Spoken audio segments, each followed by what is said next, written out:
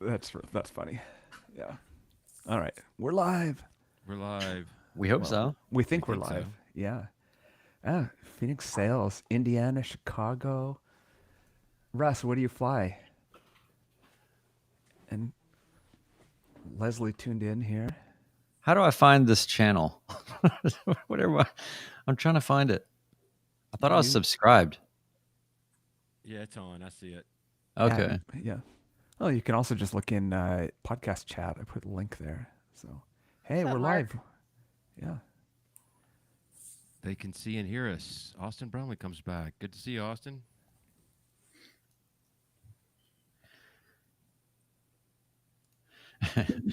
One Dull Geek, sort of like the voice of God.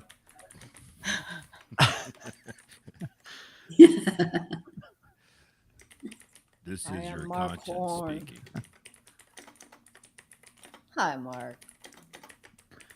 Crazy Mike's in here, aka Bearded Aviator. Oh, yeah. I love that name, Go Greased Landing. And one of these days, maybe I'll have one of those. You and me both. I thought you figured it out, Ted. I mostly figured it out. I actually had a very short field landing this week, and it was a bit of a clunk, and I felt really bad about it. And I was like, wait, I'm landing on an 1,800-foot runway with a mountain at the end of it. Like, it's okay to just You're like supposed to drop it in. Yeah, I was That's like, exactly right. yeah, yeah. Bed's a little quiet. We've got him turned up. Yeah, we'll Check fix it 1, in 2, post. 3, sibilance. Yeah. Monkey brains. And it took that long for Terry to laugh at you. 2 minutes in. 2 minutes in, yeah. All right. Yeah. Do I sound better, One Dog Geek?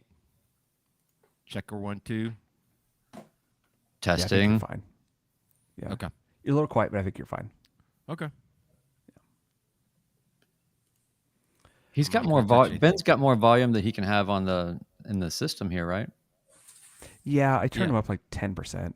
I'll turn him up a little further. There we go. How about that? That's Yeah. probably going to be better. Yeah. Terry, do you wish you had a volume control for Ben? Now, here's the real question. The real Whoa, question that was is, really is, hot. does she want me? Would she rather have the volume control for me or one of our three boys? That's the real question. I refuse to answer that. Well, let's crank this thing up. Let's go. Yeah, It's let's 8 do it. o'clock. Yep. I'm working on it here. All right.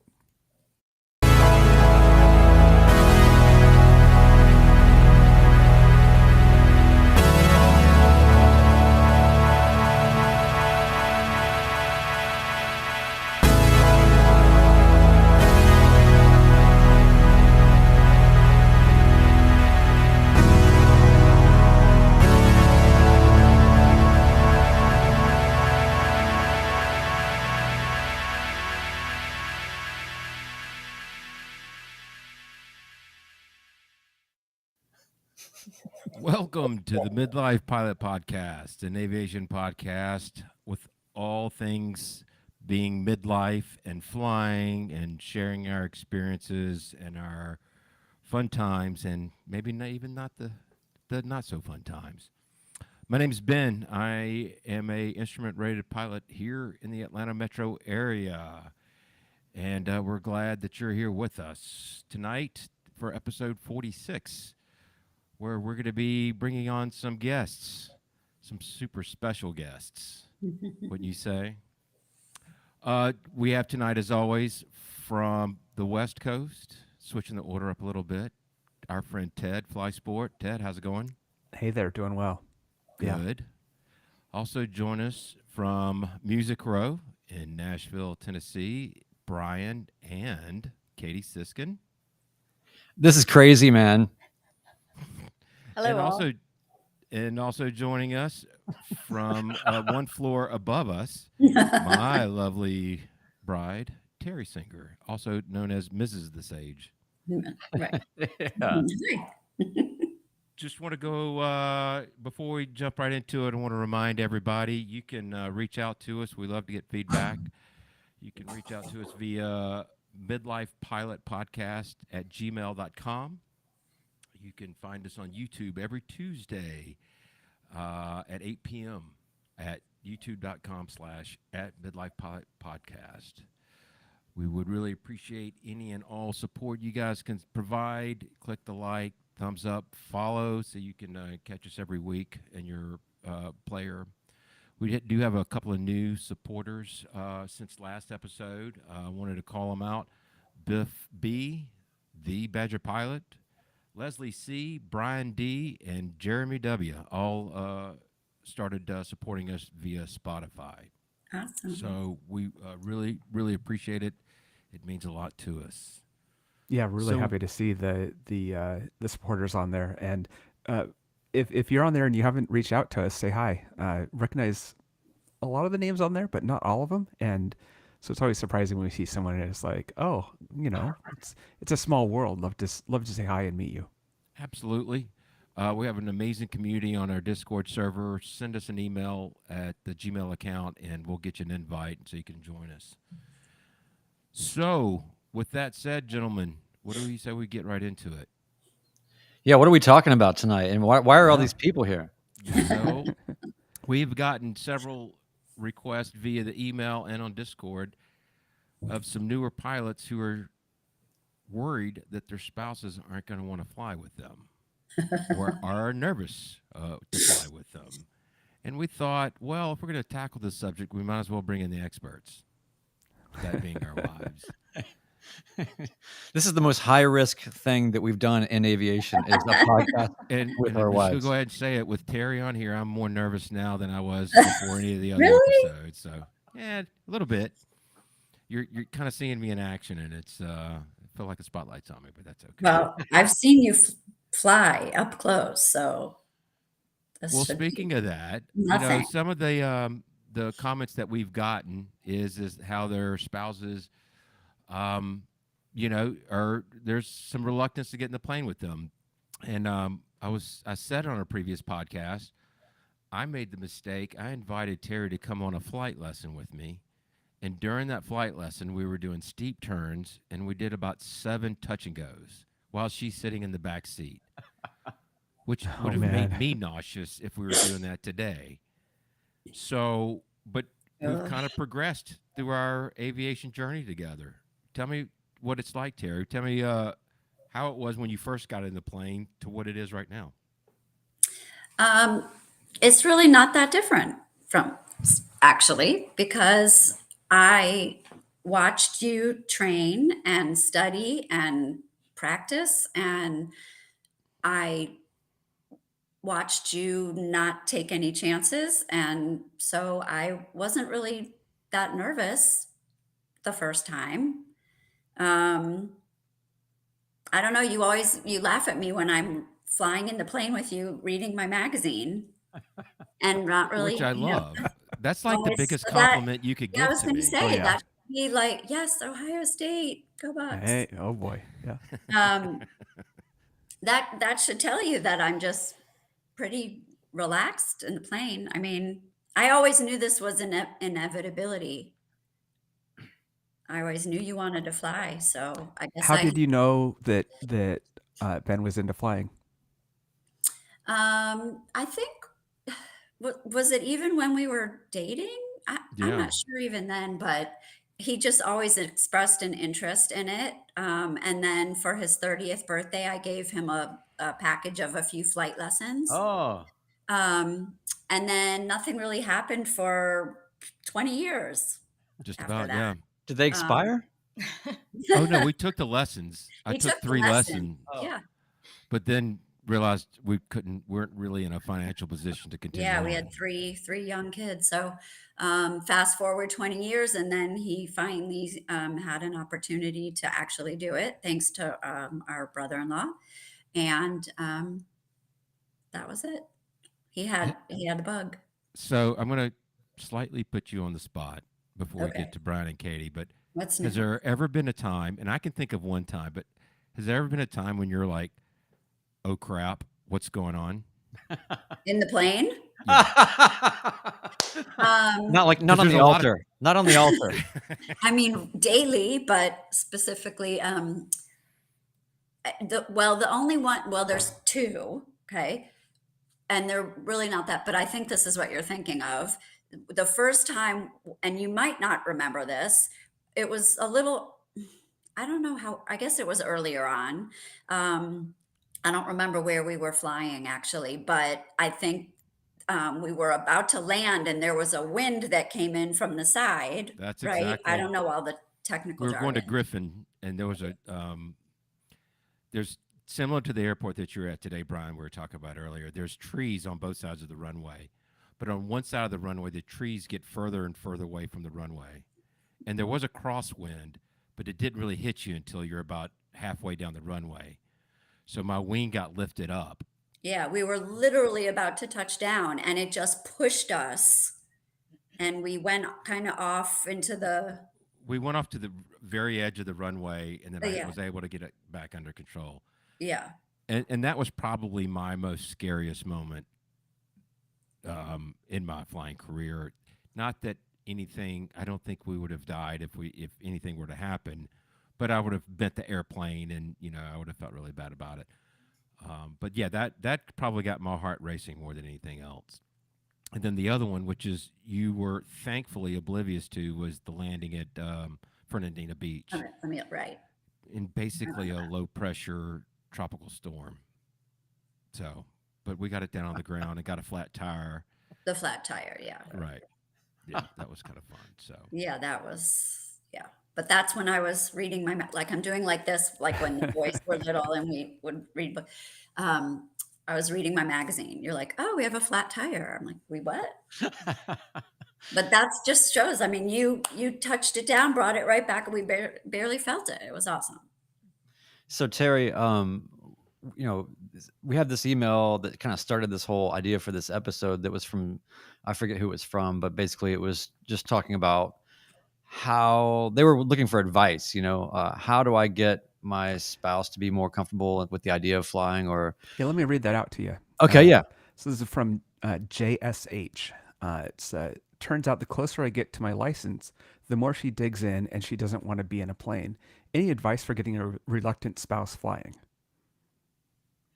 Oh, that's a good question. Well, I would wonder first, I mean, are they a nervous flyer in general?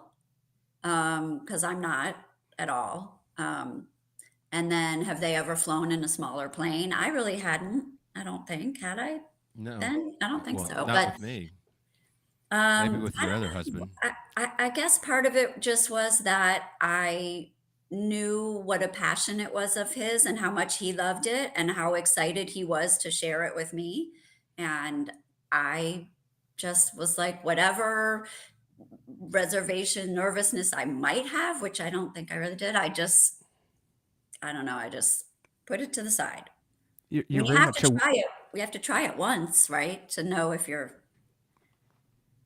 you're a really, willing participant for sure. yeah. I chose my wife very well. I'll go on record and say that.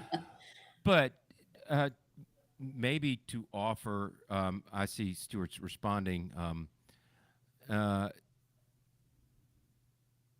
would say, involve her once you have some hours under your belt and you have a lot of confidence in your landing and you find the right day, maybe even involve her in your pre-flight to show her all the variables that you're taking into consideration before you take this flight.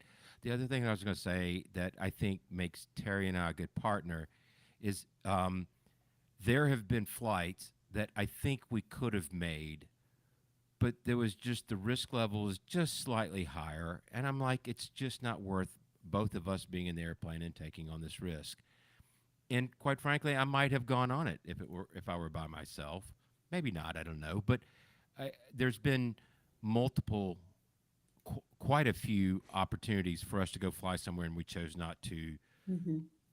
due to weather or whatever the situation may be. So it's I intentionally fostered that safe attitude Mm-hmm. early in my flying, and other than putting her in the plane during the lesson and making her nauseous as hell. Yeah. That Yeah. was I did not see that one coming. So, but no, I appreciate you sharing that. I'd also like to add the more education that she can have on what you're doing, the better. And I think that's what's kind of helped me through the process of watching the sausage get made, as I like to call it. Yeah. Because, you know your spouse before they're a pilot, and then they go through all of the studying, all of the training, and you're just, you're having faith that they're doing all the right things. But I think the more you can educate yourself too in the process, the better. She's seen how I just get completely flustered just trying to open up like a pickle jar or something, right? Like she's seen she's seen me just, be so terrible at so many mundane things. So it makes sense that it's like, oh wait, now you're a pilot now?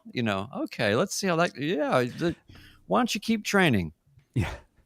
You lock yourself in your car and you can't figure out how to get out of it, and you're crawling out the window and you're like, let's go flying now. Yeah. So Katie, tell us, how did you know that Brian really wanted to learn to fly? How did you learn about that?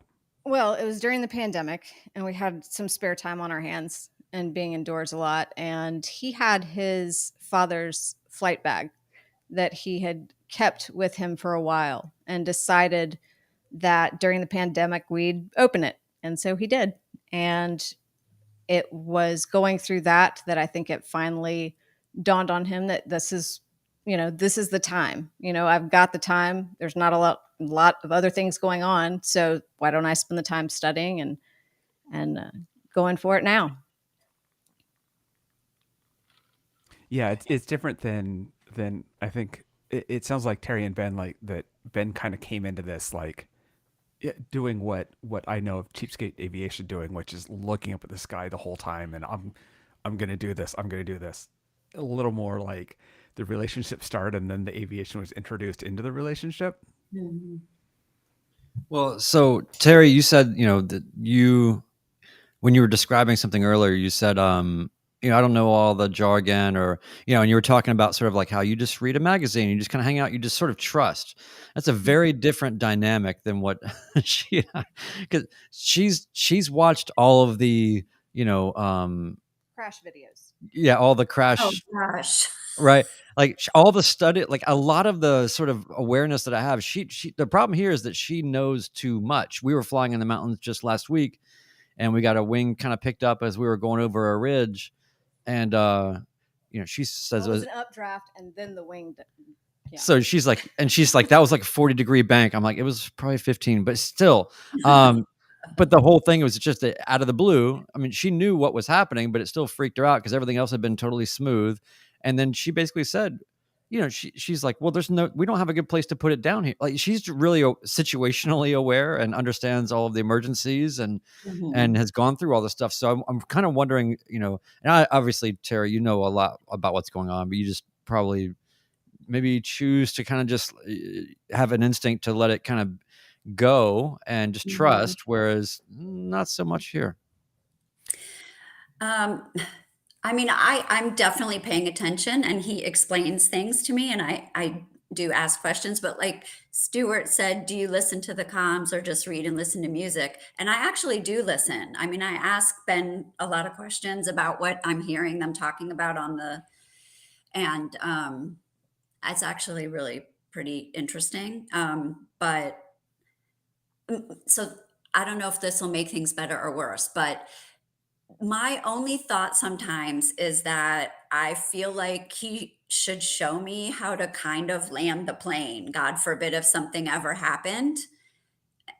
And so that's the only thing I think about sometimes is God forbid if I had to land the plane, could I even do that? Put that back up real quick, Ted. I want to hit that, and then I'm going to respond to you, Terry. Teddy Herrera has, excuse me, my wife trusts my flying. She just hated the turbulence the first time, and that's very common. Our oldest son does not do very well on the turbulence at all. As a matter of fact, I recently got a new flight bag because my previous bag was filled with his stomach contents after a pretty turbulent day. So I get that. Um, to your point, SoCal Flying Monkey is a YouTuber who did. His wife was a very nervous flyer, and they did as Alyssa's mentioning, did a pinch hitter course. Yeah, there's a And whole spectrum of that. yeah, Maybe I need where to do that. yeah, and it's not for you to be able to grease a landing, but it is for you to get the plane on the ground and walk away from it. Right. Yeah. And which is if we can find an instructor around here that'd do that'd be great. This was taking place out in California. I would totally do that. Katie, I have a question for Katie. How has it changed for you? And Brian mentioned all these videos that you watch, but did you watch? My first question is: did you watch any of his videos that he made while he was learning to fly?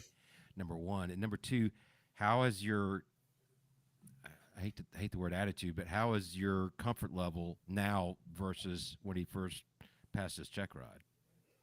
So I watched every single I watched every single video. After he came home, got it edited, put it up, we watched them all and we debriefed them all.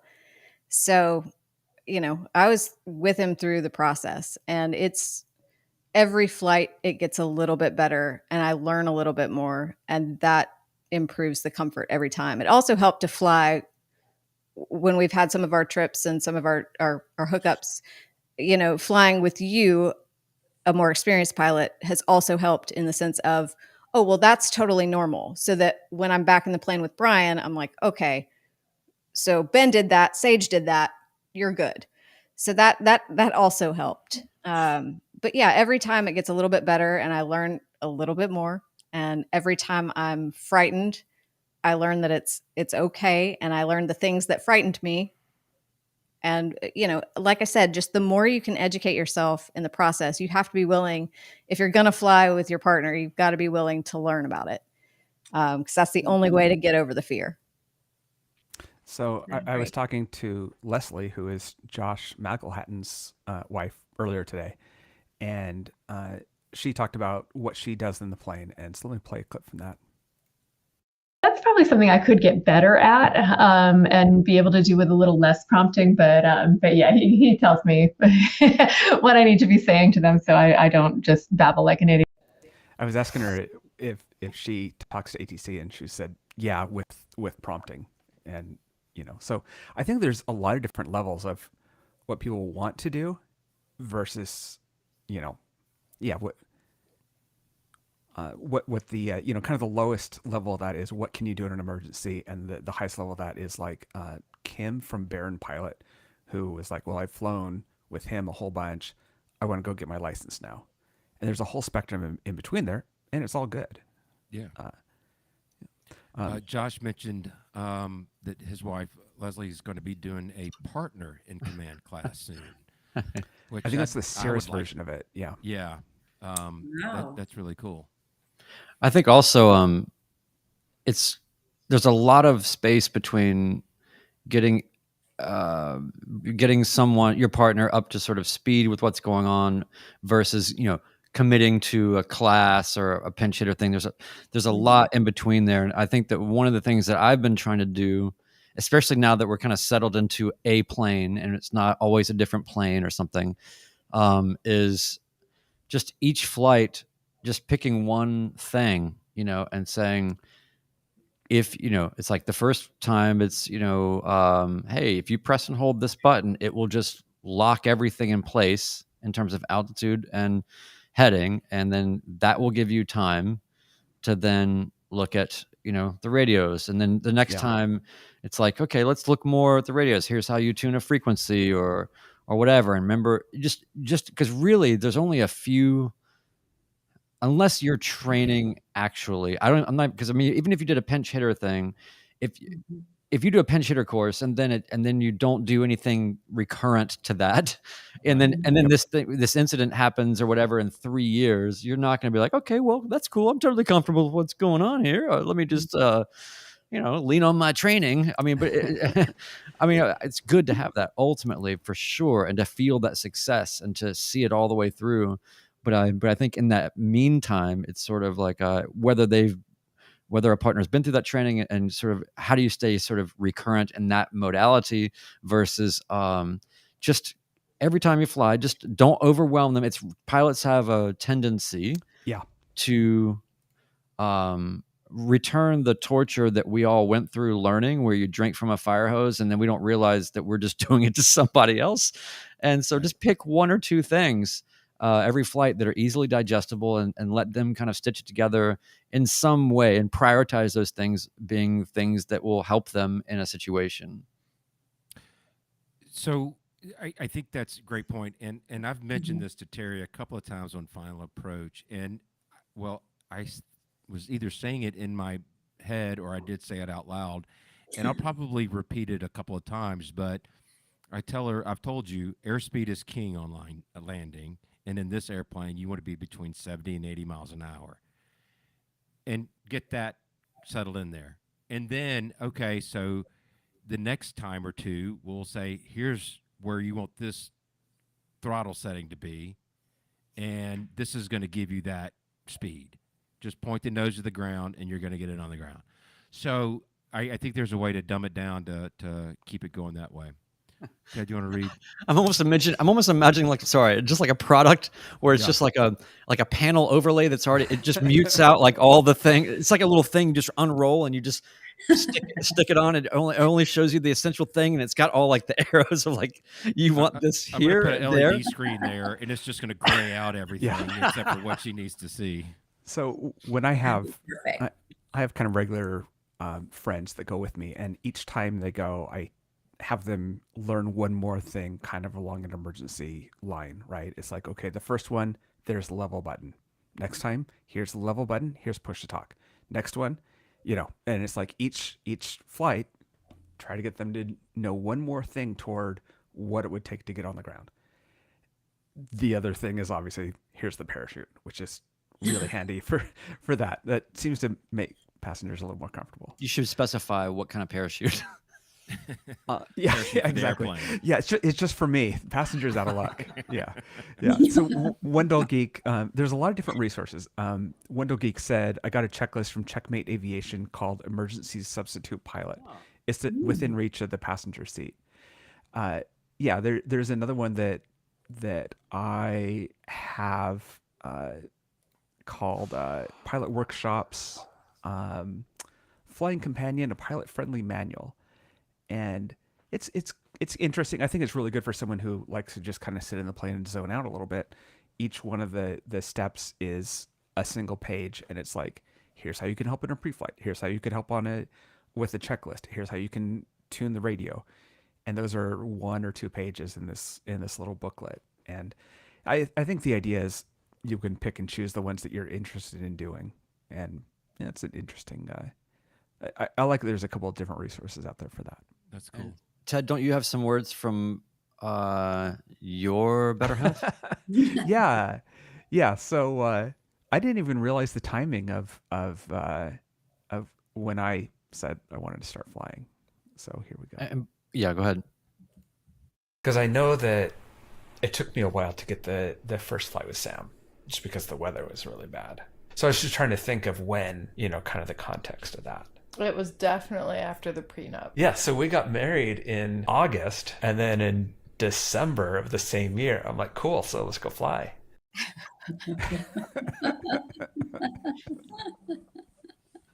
That's hysterical.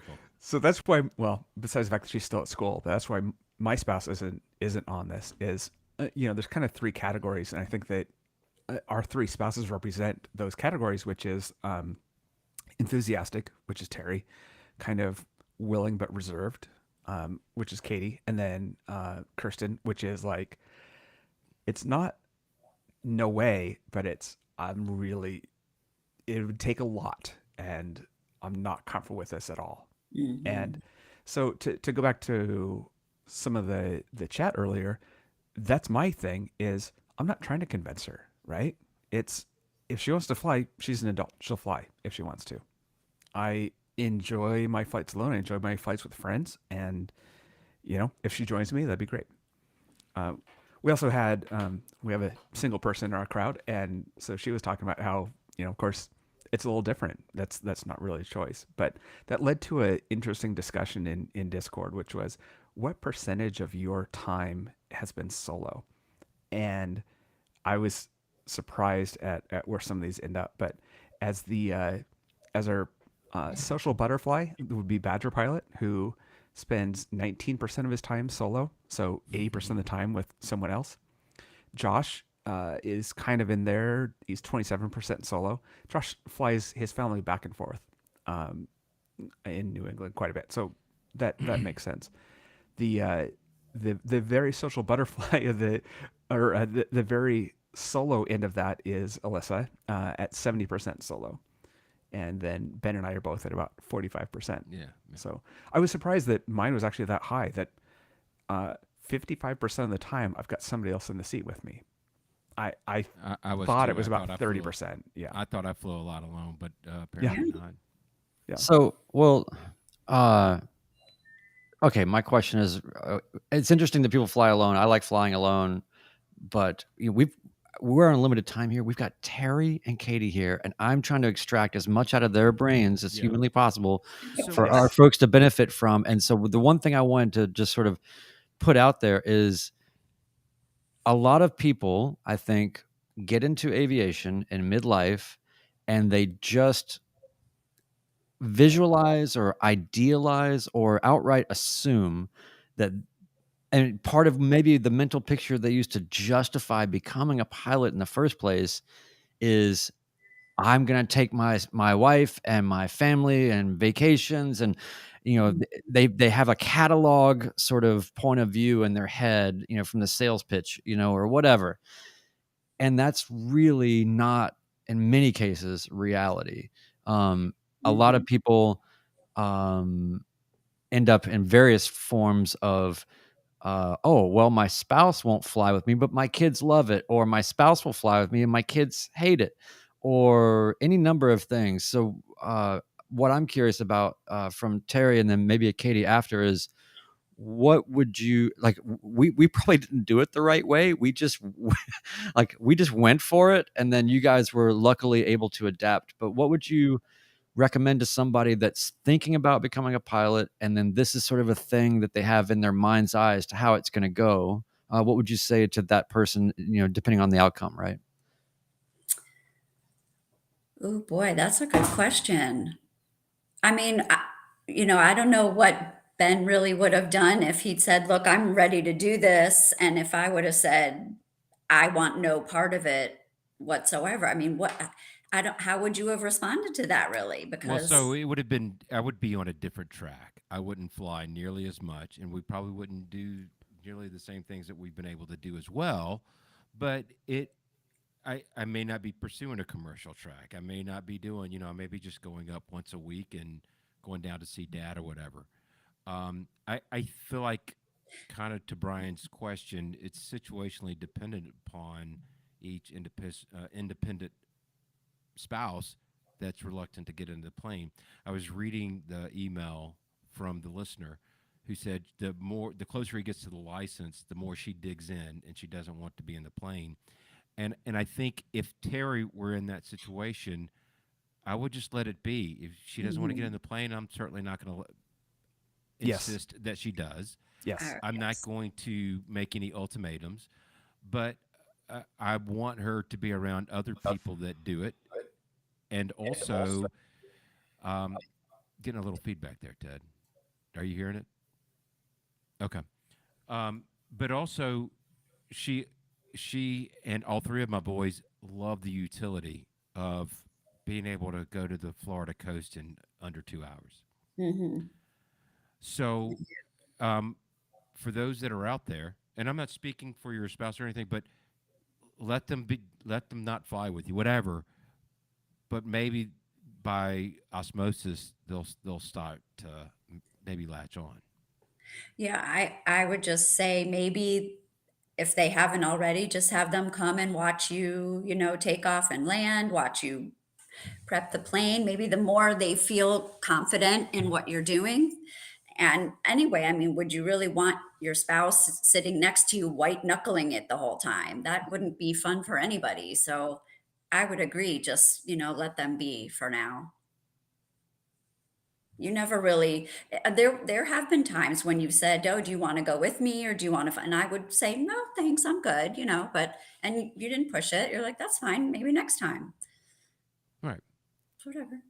I guess I always knew Brian was doing it for Brian, and it was something he needed to do. And, Agree. I was along for the ride if I was willing, and I'm growing more willing every day. And, Right. I think that you have to think about, why are you becoming a pilot? If it is the idealized, I'm going to do this, that, and the other with other people, it may or may not end up that way. But, if you're doing it for you, then that's all that matters. That's right.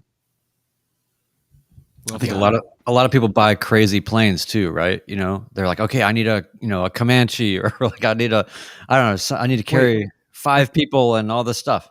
A Comanche is your exotic crazy plane? Yeah, that's the crazy plane. That's just getting totally out there. Well, By let's the way- bring up Josh here, because Yeah. he is what we tend to think of as kind of having the exotic crazy plane, which is the Cirrus. And he is, as he says, he's the catalog picture of frequent family GA trips. Man, that's what he does, is fly with his family. We had a discussion a couple months ago, and he's like, "Yeah, I'm not solo enough to practice maneuvers or anything else." And it's like, that's kind of amazing, that to have somebody who has such a good fit of a Cirrus is perfect for Josh and his family. But that's not to say that he doesn't practice maneuvers and such. Yes, just not until they're asleep. Oh, yeah. Well, Michael Young can speak to that one. That So showed up on my Instagram reel again. And I'm waiting for the opportunity to do that to Terry, but she doesn't sleep in the plane, so I don't think it's ever going to happen. Terry, do you know the video we're talking about that Michael Young? I've showed it to you, where he puts it in 0G and she's asleep. And Oh, yes. And then, yes, that and was then fun. she wails on him. Yeah. It's kind of funny. I would be so dead. Yeah. Yeah, exactly. I don't know how to pronounce this in the chat. Emesny? I think it's Eames, New York. Eames, New York, maybe. Okay. Earlier in the chat, I saw he put up that his wife was in the plane and the door popped open.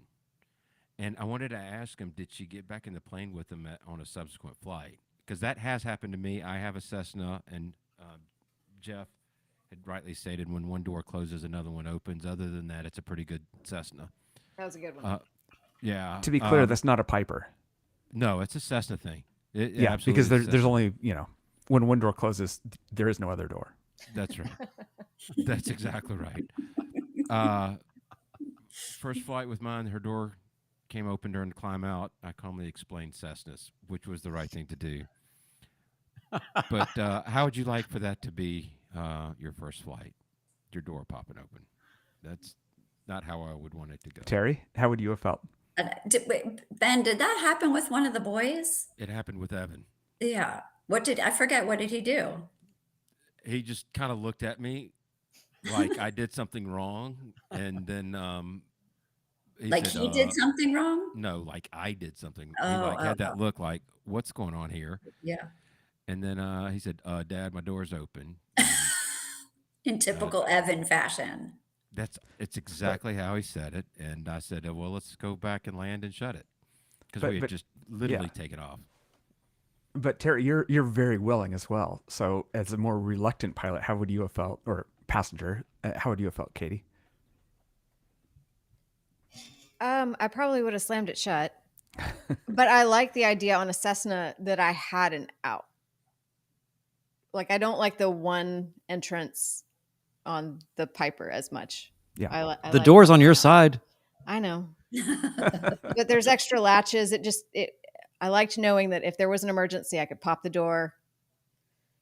But yeah. Yeah. I'd slam it shut. Yeah. I just, what I'm fascinated by is that these human beings even put up with us just talking about it all the time, much less getting in Oh yeah. the planes. And so my question for Terry would be, how do you do it? Well, I can commiserate with my sister-in-law, first of all, because our brother-in-law is who Ben shares the plane with and flies with, and they talk on the phone quite often, and it's about flying stuff. So, yeah, I At always any commiserate with family my event, sister-in-law. as soon as the word AIR is mentioned, Terry and my eldest sister Mindy, her Yeah. eyes are rolled and they're out the room, and that's fine. I, We're I'm both okay with that. I'm imagining the four of you out to dinner together, and Ben, you and Kenny start talking, and that's it. Yeah, There's 2 hours just talking. they just go to their own table and they have their Yeah. own conversation, and we have There our they own go again. conversation. Yeah. But here's the thing. There's the flip side of this, which is I know for a fact that because she teaches science to 8th graders, and she has utilized this in lesson plans, and she has to do like an intro thing at the beginning of the year, like here's who I am and da da da. She's pretty much presenting herself as a quasi pilot. What would you have to say for yourself about that? No. I just said that I have flown a plane. I didn't say I took it off or landed the plane. I just said I've flown a plane, and I got some respect and some credit There from you some go. 8th graders. Yeah. It works. Yeah. And, I teach physics, so there's a lot to incorporate. For sure. Yeah. What are the 4 forces of flight? Okay. Lift, thrust. FAA, cash, DPE, fuel. Yeah, exactly. Oh, here's This a is good great question. Yep. Do you have criticism that you withhold, or do you let it fly? I do not withhold my criticism. Oh no. Terry? In the plane. Yeah. Yeah, no, he gets frustrated because I point out everything, and I just like to make sure, everyone can lose focus at some point. So, I just like to make sure that I'm pointing out everything just for safety purposes. Did you see that balloon? Did you see that bird? Did you see? Yeah, I point a lot. Wow. I like it. She likes to point in front of me like this, Yeah. exactly covering my eyes. So Terry, how about you? I definitely do not do that in the plane because I don't know enough about certain things to do that to him. But I do that quite often in the car. I don't know enough either, but I can't contain It myself. doesn't let it stop you. Yeah. Well, here's the other thing is that since I'm an Android user, the 4Flight subscription I have I only use it on my tablet. I don't have it anywhere else. But she's an iPhone user, so she's got my 4Flight on her phone, and so this has proven to be good and bad.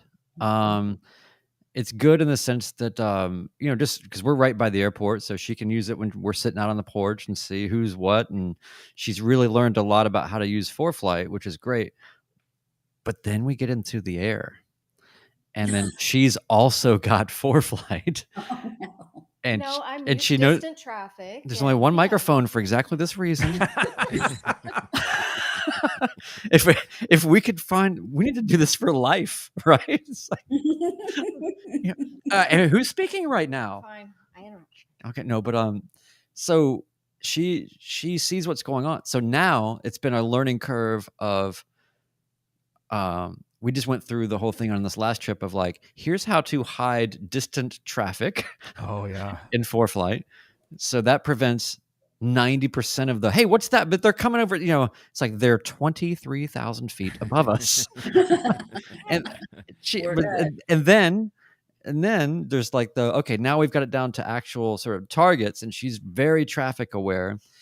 And depending on the zoom, right, it's like things that look like they're 5 miles might be 12 miles or whatever. So she's starting to get a sense of sort of what to be kind of concerned about. And the more you kind of experience planes, how close planes can actually get to you, especially in busy areas, that helps. But for a while there, it was she's got too much information and not enough sort of desensitization.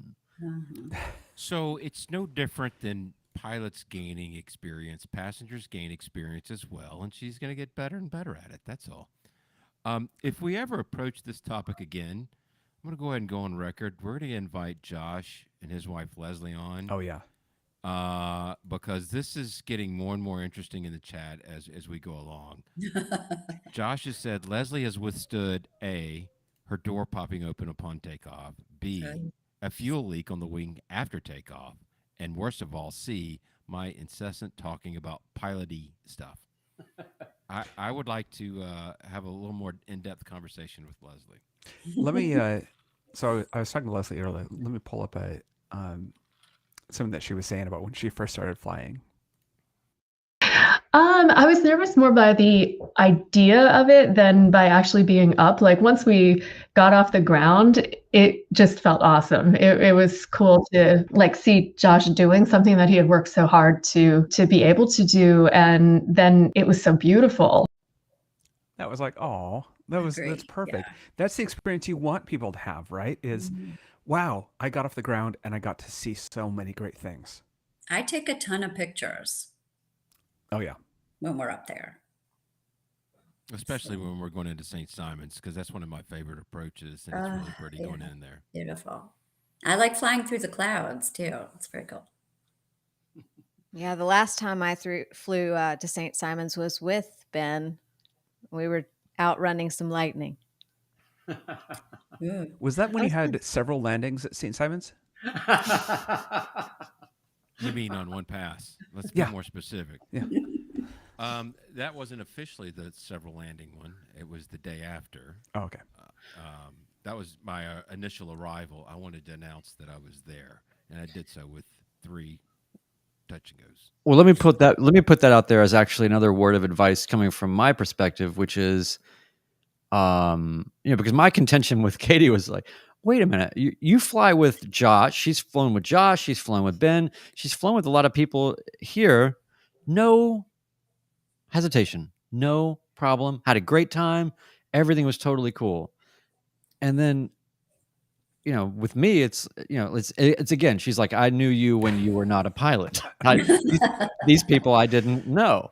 And so, I find it kind of shocking, right? Like when we were at St. Simon's, she's in the back seat of your 182, getting bounced all across tarnation down there. No, but outrunning storms and like doing a pretty, like that was an aggressive, had to get it down approach that you did. It was. And all that.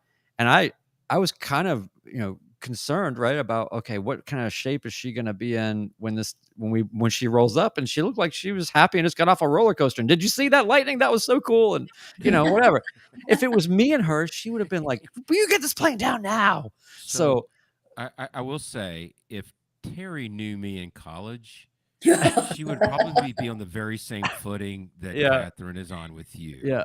Well, I definitely would, because you always say, oh, the boys they're just like me when I was that age. So that gives me something. Oh, yeah. Well, gosh. And so, but I guess my point is just in terms of a piece of advice that's kind of maybe not traditional and something short of pinch hitter courses and all that, it may seem not intuitive, but set up opportunities for your spouse or partner or whatever to go and fly just in, even with an instructor or just another friend that's capable or whatever, and just get some experiences that are outside because I think there's something perhaps slightly psychological or something, or if you're wrestling nervousness as well as, and especially if that has to do with like mortality or things like that, right? It's like to be combining that in this echo chamber of your relationship. And then also, driving across town, like we can be like, oh, are you just backseat driving again? Right. So,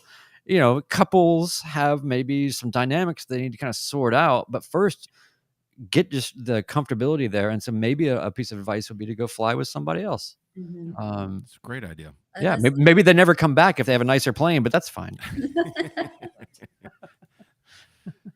So, Wendell Geek is asking Terry, does the turbulence going through the clouds bother you? And you can go ahead and speak on to turbulence not in the clouds as well. Is it weird to say that I kind of like it? I do too. I think it's Okay. fun. Okay, good. Yeah, it doesn't bother me at all, really. No, I like it. She's the more like roller coasters was kind of her thing when it wasn't maybe as mine as much. So I was nervous about that taking her up for the first time, especially going through a layer and there was some bumps in there. I was like, please don't let this spoil everything. So, but no, I have a pretty awesome passenger here. I'm just so glad this has been a very valuable episode, but the most valuable part just happened for me, which is we now have on record, and I'm going to excerpt this and put it on my phone, her saying, yeah, I like turbulence too. Uh-huh. Got it. I have not experienced the kind of turbulence where my head is hitting the ceiling, Oh, yeah. like you described in the No, Marfa trip. and I'll say I don't like that either. So I'm more of Yeah. a person. I don't like the feeling of turbulence when you're ascending. So like it feels fun and normal when you're coming down or when you're descending, but when you're going up, same with takeoff. Just I don't like the feeling of losing any traction when you're trying to go up. When you're close to the ground, it bothers you. I wonder if that's kind of universal. So Terry, if you did have a phase of flight that makes you perhaps more nervous than another, would you say it's takeoff or landing or what? I think if any of it, it would be more the approach towards landing. Um, but the last few landings that I've been in the plane with Ben, I mean, Here it he comes. really, here it comes. I'm complimenting you. I know. You I'm bracing breezed for it. Yeah, they were like some of the best landings. And one of them, my mom was in the plane with us. So that was really a lot of points to you. That was great. So yeah. I am like up here right now. There's only one place for me to go from here. Don't get used to it. Yeah, exactly. Well, I find it interesting just because your least favorite phase of flight is without a doubt taking off, and landing doesn't bother. She can be in the bumpiest landings and crazy approaches and whatever. She doesn't care at all because what do you say? It's just like, well, we're getting closer to the ground, so it's almost like That's got to be better, right? yeah. No, I it just feels like the natural course of action. You're just losing any feeling out from under you when you're ascending is frightening to me. Yeah. It goes against nature. Well, I think also as a physics teacher on takeoff, you're going to be at you're accelerating and going up, whereas when you're landing, you're decelerating and going down, and there's that safety factor that maybe or that internal instinct of this could be more dangerous going faster and it feels like there's less options. Sage just gave us some real wisdom there, which is when you take off, you're going up, and when you're landing, you're going down. I didn't want to overlook that. Hey, Katie, I've had a note sitting here in our show notes for a little while. Tell us about the Bowling Green landing. Which one? The last one. It was great. That's right. What's the other one he's talking about? I don't know. The Bowling Green landing. Which you're referencing some sort of a traumatic experience, but we have so many. That's all I had in my notes. Yep. I really only have one traumatic experience, and it wasn't a landing. It was there was a plane that wasn't on radar that came out of nowhere, and we had to do some evasive maneuvers, and it was pretty early on in my experience flying with Brian. But yeah, I don't remember Bowling Green landing. It might. Yeah, I That's don't. all right. I'm not sure what it's about, but you've seen her on some. You've seen her rate some of my landings. She is tough, man. I think it's a pretty good landing. She says a 4. I took a long time to think about it. But Was that yeah, 4 let's out of talk. 5 though. But let's talk about Bowling Green. So yeah, the last landing at Bowling Green, it was a direct crosswind, could you even tell that we landed? I feel like you didn't even know. He's so humble.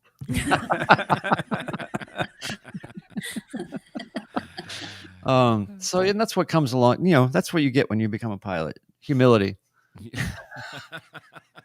Said no one ever. Well, this has been Oh a lot of man. fun. Anything else we want to get out there before we wrap up? Yeah, Terry, this has been an honor and a privilege, of course, and we want to give you the complete platform. If you have anything you would like to get off your chest, or feel like you haven't said anything yet, or if you just want to talk about Ben in ways that we would find comical. That would be a whole nother episode in and of itself. How much time do we have? No, I just want to thank y'all for having me on. This has been fun. I do have a question, but I could save it I could tell Ben and he could bring it up in another episode. Oh, no. It's got to come up now. Yeah. Well, it's not specific to Ben, but my question is, I'm wondering if all pilots are superstitious. Huh. Because Ben has some things that he does in the plane that, are kind of, I don't know if is it a superstition so much as just like I have to do this every time. Okay, so Okay. I do flows and then back it up with a checklist. So are you talking about where I talk about fuels on both? No, that stuff you have to do. Oh, okay. Sorry. No, this is like when you say your little prayer. Prayer before? Okay. Yeah. Yeah. And What do you say? what happens if you forget? I have forgotten and nothing seems to happen, but no, I do have my superstitions. No, that's fair. I'm just picturing you like, he's like, now I'm the sage, and he's got like actual sage, and he's burning sage. So there's a Jewish prayer that is the watchword of our faith, and it's very, very short. It takes like 3 seconds to say. Oh yeah. And I do that right before takeoff. And actually, in my customized checklist, I have that on my checklist to say before takeoff. But Okay. I mean, it's I do the walk around exactly the same, like the same exact path. So I don't know. It's somewhere between superstition and routine, and honestly, there's a correlation, I think, between those two Yeah. phenomena. It's the routine that nothing bad's happened yet, so I'm going to keep doing that same routine. The exact same, That's right. where the superstition comes in, I guess. But that's a great question. I think I so if you're respect listening tradition.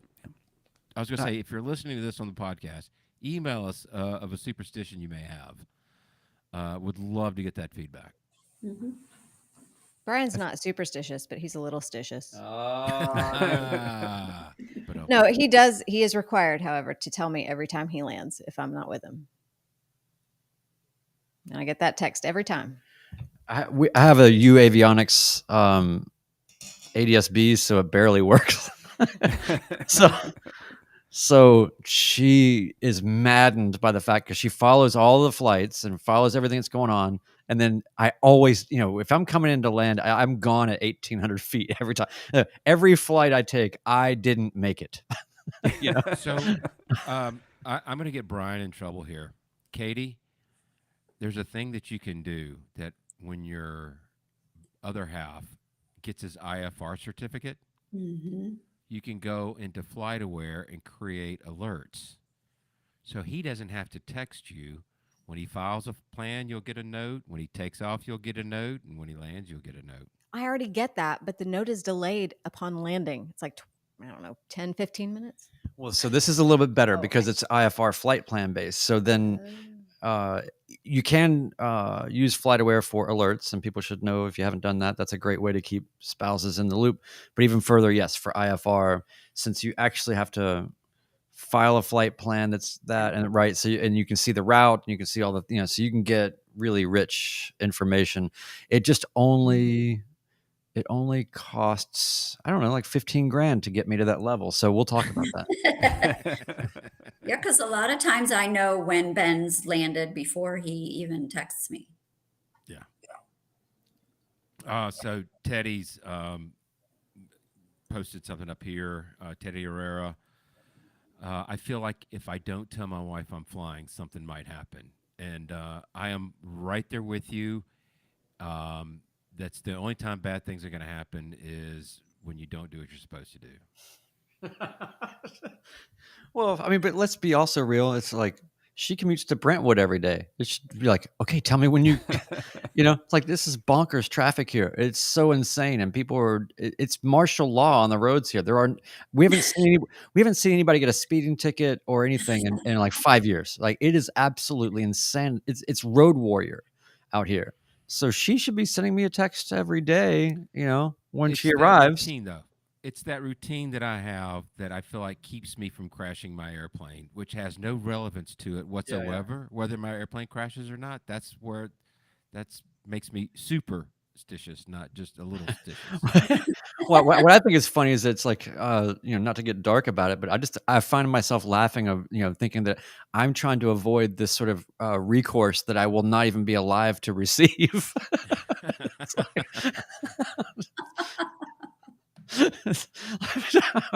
oh, gosh. That's great. Well, why don't we wrap it up? She'll find a way. She'll find a way. She will find a way. She will. They always do. They always do. Well, thanks, guys, for joining us. Again, please do not forget to subscribe or follow Spotify, Apple, or wherever you get your podcast. Tedder will have in the show notes, or the doobly-doos as we're calling them now, links to some of these topics that we've been talking about. Please, any support you can provide us, 99 cents a month, goes a long way. We have new equipment. We need new mics. There's things that need to get done and pay for. We appreciate all the support that comes to us, and any more that we can get, that'd be great. If we get a little more support, I don't have to eat cat food anymore. So I'm looking forward to this show paying for itself. While in the Brian and I are doobly-doo, dining on caviar and lobster, we're making Ted. Oh no, that's where all the money's going. The support links are down in the doobly-doo on the podcast and on YouTube. Subscribe on Spotify. You can support us on Spotify, 9 cents a month or more. That's somewhere between 22 and 24 cents per hour that we've come up with. Should we tease a little bit about the next episode? I was about to join that. Super special guest coming up next week. Before we announce that, the date is different as well. Okay. Yep. Well, if y'all let me finish, nope. I'm not going to let you finish. Yeah. So next Tuesday is Halloween, so we're going to podcast on Monday night, the 30th. I will be live from Henderson, Kentucky, but we will be streaming live and we have a very special YouTuber that a lot of people know and a lot of people like. I'm very excited about it and excited to meet him. Are we going to mention his name? No, not yet. But let's just say probably one of the premier voices in aviation through the YouTube and content channels. But also, I think the conversation specifically is going to be very interesting because it's not just about, hey, meet this person or whatever. Right. It's really about something. Everybody here pretty much consumes a lot of aviation themed YouTube content. And perhaps that's even the gateway drug that got a lot of us here into this predicament. But I think that, we've talked a lot about sort of what is the future of aviation, quote unquote, YouTube, and the state of that kind of content, and I think it's been an interesting thing to watch how things have evolved or de-evolved or opened up in certain areas or maybe closed off in others, and what kind of content the system kind of rewards and maybe the types of content that it doesn't. So it's really going to be a rich conversation around the state of aviation YouTube and where it's going. Yep. So please tune into that. And again, you can get us from any podcast Saltotted commented, I think it's hilarious that you want a bunch of over 50 pilots to figure out Spotify. Well, there are other ones. He brings up a great point. I'm not debating him. It took me a while to get there. A lot of us over 50 folks, do have kids that can help us with that. So anyway, guys, it's been a fun night. Ladies, thank you so much for joining us. Thank you, Leslie and Kirsten, for contributing as well. And we'll see you guys next week, next Monday at 8:00. Monday. Thanks, everybody. See you then.